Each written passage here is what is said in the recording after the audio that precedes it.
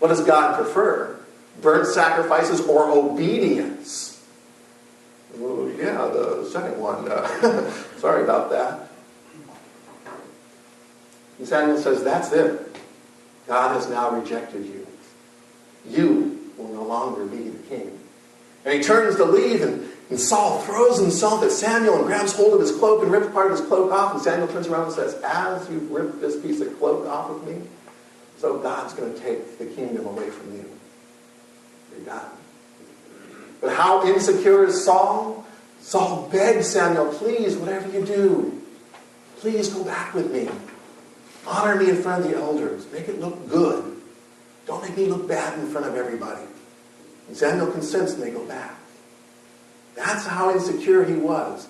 Constantly, as a man of the people, following the crowd, he makes mistake after mistake. And God rejects him as the king. A truly great man of God would be David. See, after Samuel tells Saul, you're rejected as king, God sends Samuel to David, and we've heard this story. Pastor Dan has already preached how Samuel went to David and chose him, this very insignificant individual that not somebody would think would be a good choice, but he's an excellent choice. See, because a truly great man of God is secure in who he is.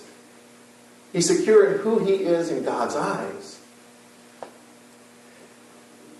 Saul probably, when he was rejected, should have assembled the nation and said, listen, I've made mistakes. I need to step down.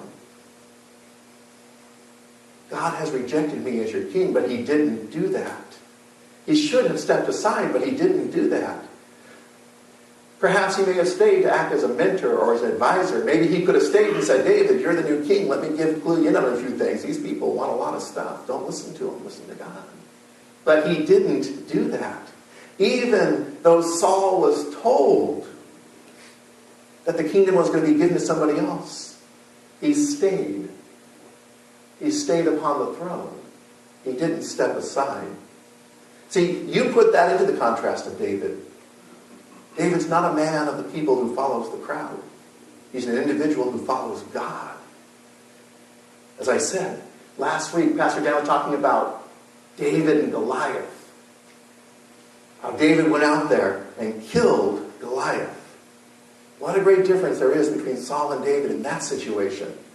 See, think about that part of the story that Dan was telling last week about when David goes to Saul's tent and Saul's just sort of hanging out in there. He's like, so who's going to fight the Philistine? If he's the leader, why didn't he go? Because Goliath is too big. Everybody says Goliath is too big. Everybody says Goliath can't be defeated. Everybody says this is too great of a task. See? Saul listens to the people. David, on the other hand, goes, well, wait a minute, hold on. God delivered me from the lion. God delivered me from the bear. Certainly he'll deliver me from this Philistine. See, Saul takes his cues from the people. David takes his cues from God. And says, this is who I am in God. I'm the victor over the lion. I'm the victor over the bear. And certainly I'm going to be the victor over this Philistine. What's the problem? Saul couldn't grasp that kind of confidence because he just didn't have it. See, David has this confidence. It's not a self-confidence. He's not trusting in himself. He's not trusting in the praises of the crowd. He's trusting in God. His confidence is built upon who God said he is. David has this kind of confidence because he has a relationship with God. And he's not worried about the crowd. That's something that Saul never had.